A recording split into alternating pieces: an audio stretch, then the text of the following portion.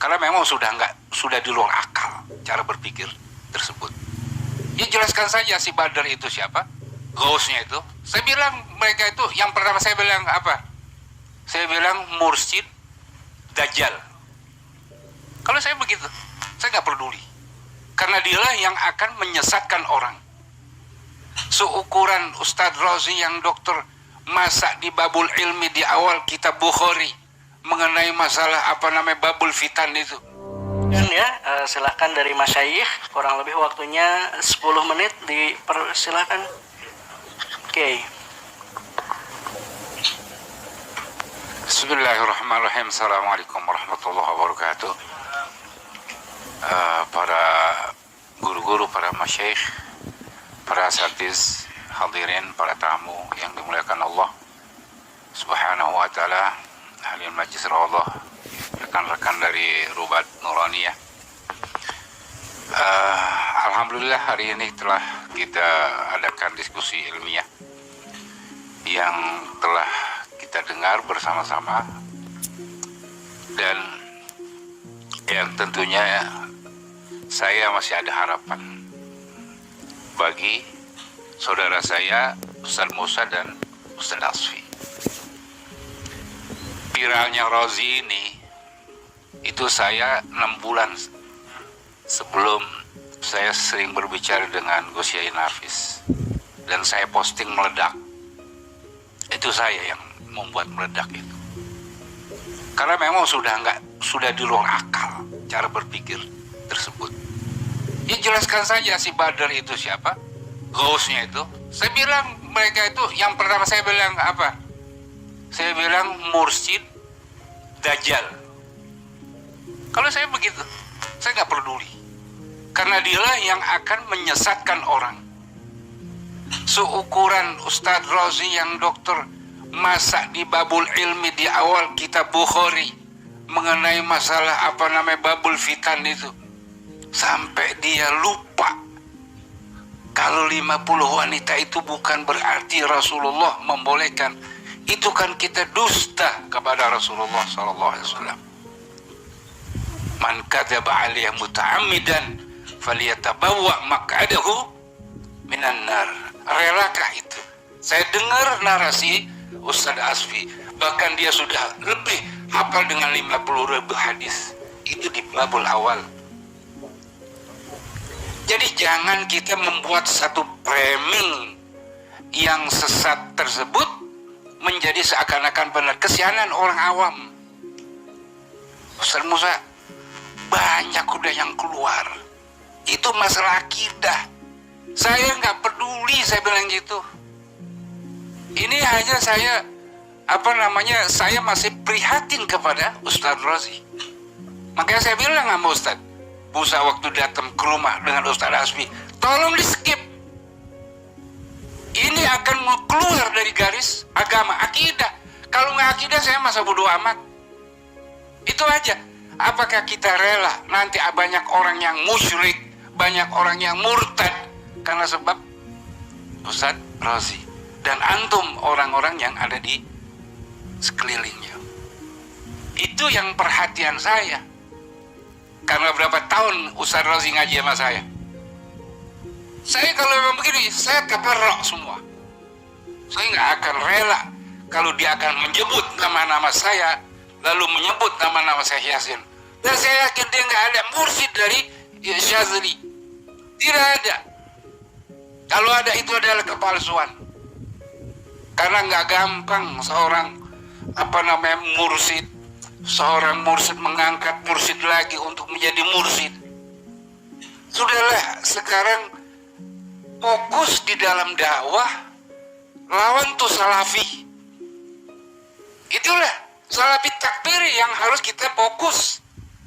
Bukan masalah tasawuf yang kita nggak ada ilmunya. Ustaz Razi ngaji sama siapa? Tasawuf. Ayo deh, buka, siapa gurunya? Dia ngaji sama si Heri Joko Kendil itu. Itu yang saya nggak repo. Itu aja. Kalau yang selain dia terserah. Itu yang menjadi pemikiran saya sampai sekarang itu. Tapi kalau dia kekeh seperti itu, media nanti yang akan melawan. Nah inilah masyarakat kita ini aswaja, tentunya orang-orang NU dari Jatman itu punya kepedulian terhadap kondisi yang terjadi di tengah-tengah masyarakat dengan ulah.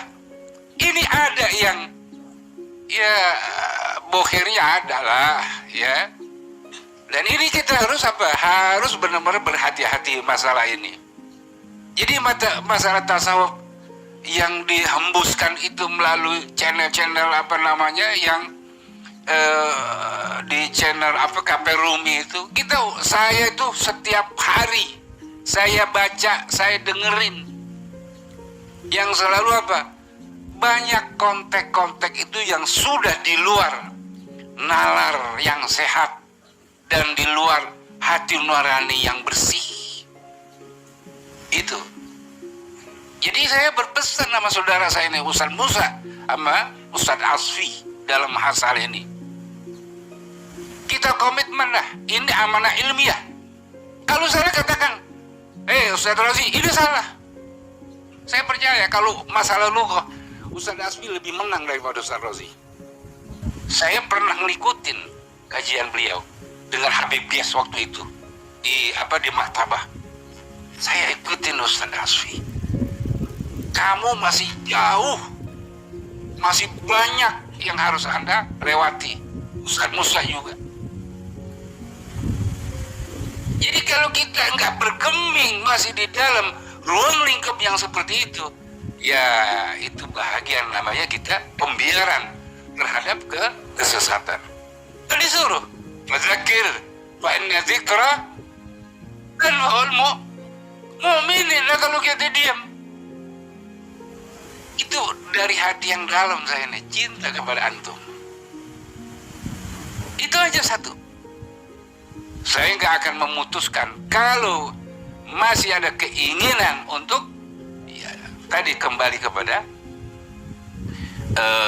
manhaj ya, ahli sunnah wal jamaah, baik itu di dalam kita bertauhid, di dalam kita berfikih, di dalam kita bertasawuf, ya marhaba. Kedua belah tangan saya ini terbuka. Itu saja yang saya perlu sampaikan kepada saudara saya Ustaz Asfi, Ustaz Musa. Ini masih ada waktu untuk kita introspeksi kembali. Mari ya sama-sama untuk menyikapi hal-hal yang sudah di luar nalar sehat dan sudah di luar hati yang bersih. Lebih baik kita tinggalkan saja, kita sudahkan sajalah urusan-urusan yang akan menjadi masyarakat itu menjadi gaduh. Tugas saya cuma itu saja, untuk selalu mengingatkan. Nah mudah-mudahan Allah Subhanahu wa Ta'ala memberikan kepada kita pintu jalan yang terbaik ya, dan juga Allah berikan petunjuk kepada kita, diberikan ilmu yang bermanfaat bagi masyarakat, bagi diri kita, bagi keluarga kita, bagi ahbab kita, ya baik dunia dan akhirat. Kurang lebihnya saya mohon maaf. Hadanallahu wa iyyakum ajma'in. Wabillahi taufiq wal hidayah. Assalamualaikum warahmatullahi wabarakatuh. Assalamualaikum warahmatullahi wabarakatuh. Alhamdulillahi rabbil alamin wa bihi nasta'in ala umurid dunya waddin. Allahumma shalli ala sayyidina Muhammadin wa ala ali Muhammad wa man tabi'ahum bi ihsan ila yaumil. Ma'asyiral muslimin yang dirahmati Allah, ada beberapa jemaah yang bertanya kepada saya tentang penjelasan Buya Raji. Apakah bisa diikuti seluruhnya atau bagaimana, dan bagaimana tanggapan terhadap beliau. Nah, atas pertanyaan beberapa teman-teman dan jemaah ini, saya akan memberikan katakan dulu sebagai masukan atau pertimbangan ya. Karena sesungguhnya ilmu ini, apalagi ilmu tasawuf, dia sifatnya sangat dalam dan tidak ada tepinya, dan setiap mursyid akan memperoleh ilmu sesuai dengan mujahadah kesungguhan mereka, kedekatan mereka kepada Allah dan apa yang Allah berikan kepada mereka, yang tentunya satu sama lainnya kadang-kadang terlihat berbeda.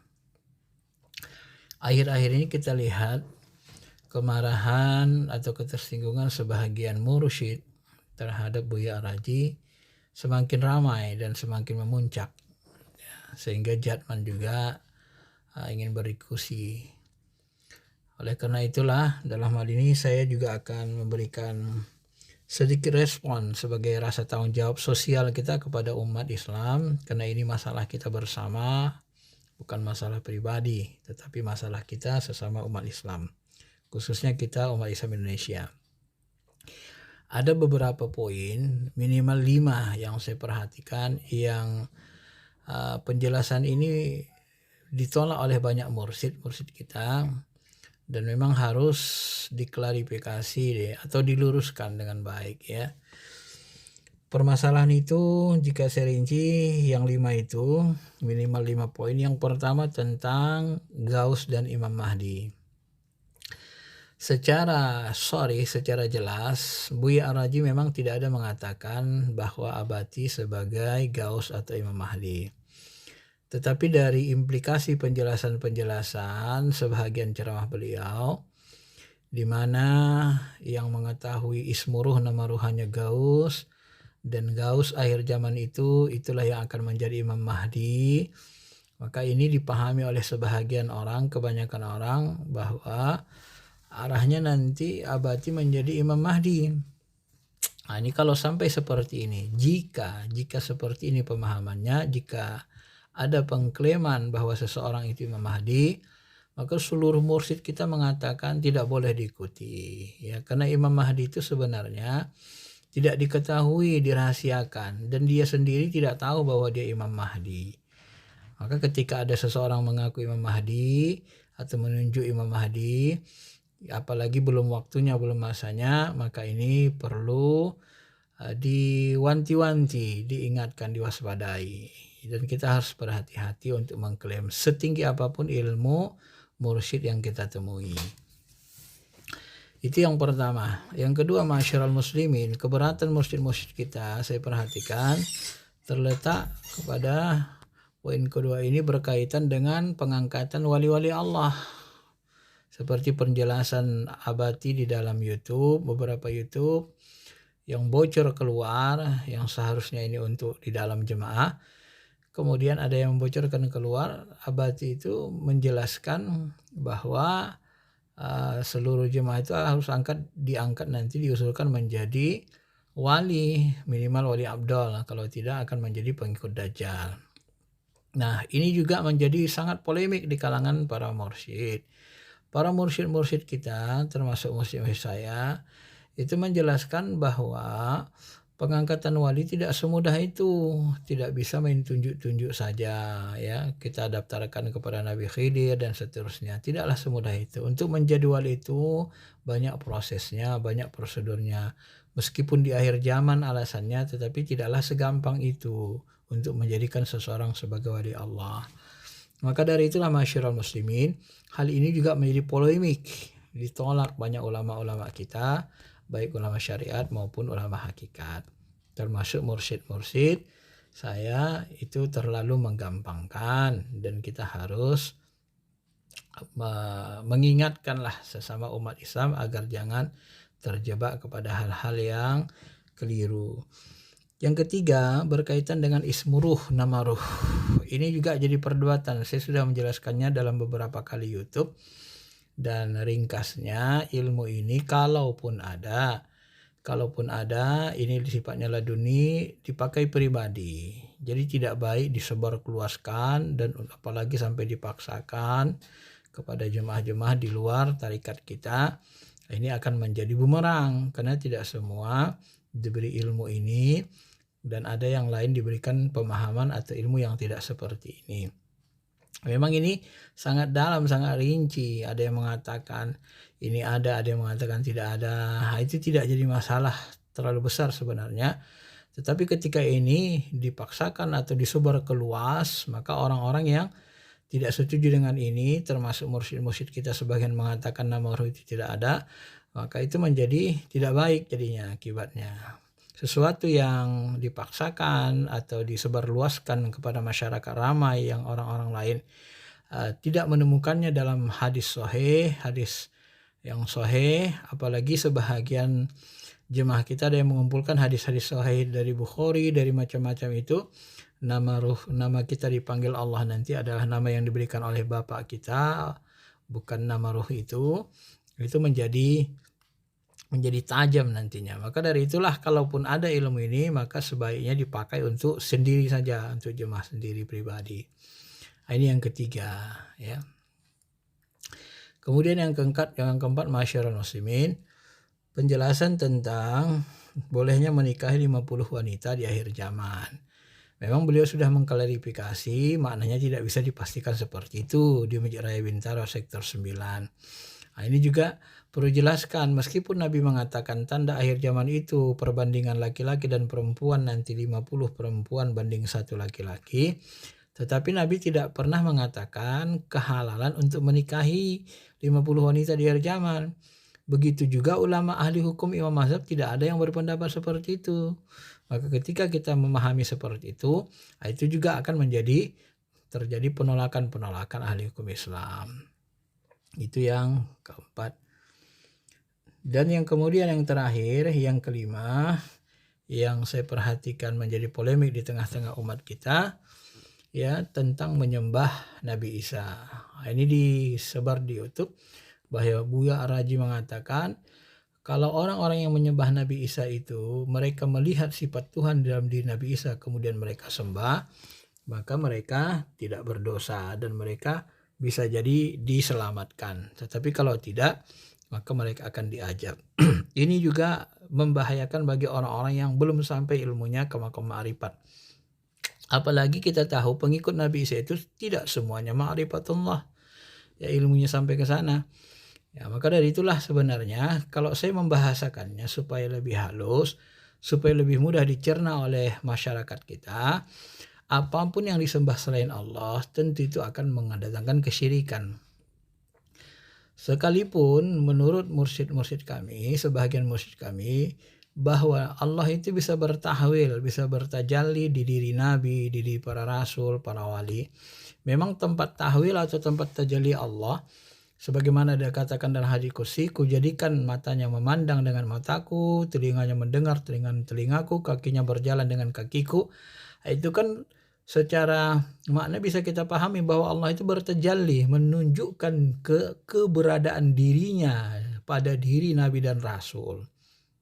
Ya, jadi ketika Allah melakukan hal seperti itu kepada diri Nabi Isa, tetap kita tidak boleh menyembah Nabi Isanya. Kalaupun kita mau menyembah, ya tetap kita menyembah kepada Allah Subhanahu wa taala. Karena Nabi Isanya itu hamba, bukan Allah, bukan zat Allah yang sebenarnya, tetapi dia tempat bertahwilnya, tempat tajallinya. Kadang-kadang Allah itu bertajalli atau bertahwil, misalnya pada api ketika Allah memanggil Nabi Musa, ya Musa innani anallah, hai Musa sesungguhnya aku ada Allah. Nabi Musa melihat waktu itu adalah seberkas cahaya atau seperti api. Nah, Allah bertahwil dalam bentuk api memanggil Nabi Musa. Tetapi kita tidak boleh menyembah api itu karena api itu bukan dia, bukan zat yang sebenarnya. Tetapi Allah gunakan sebagai tanda untuk menunjukkan keberadaannya. Ya, karena Allah itu maha meliputi, maha segalanya. Dan dia tidak terjangkau oleh akal pikiran kita. Maka dari itulah kalau kita sebut tadi seperti penjelasan itu sangat mudah mengandung kesyirikan, ya. Boleh menyembah Nabi Isa apabila mereka melihat Allah bertajalli, melihat sifat Allah di diri Nabi Isa. Itu yang sangat kita khawatirkan terjadi mispemahaman, misunderstanding. Ya, karena dengan seperti itu apapun caranya Nabi Isa tetap tidak boleh disembah. Yang disembah itu tetap Allah. Seberikan perumpamaan yang sederhana. Ketika seseorang yang miskin misalnya terlacak oleh rezeki nomplok di acara-acara televisi.